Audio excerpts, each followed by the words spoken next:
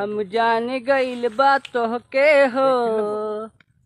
तू इतना तेरी याद बहुत तू आवता, दिल तोड़ के हमरे के तू हंसाता, तोहरे साथिन तो बहुत प्यार, दिल तोड़ के तू तो जाता हो, मिल जाइब तोहरे से, तू याद बहुत करतारू हमको, तोहरे खातिर तो मर जाइब हो,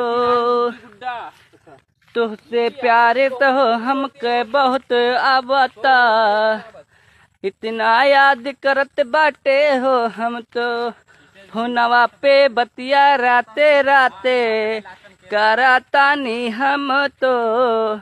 याद बहुत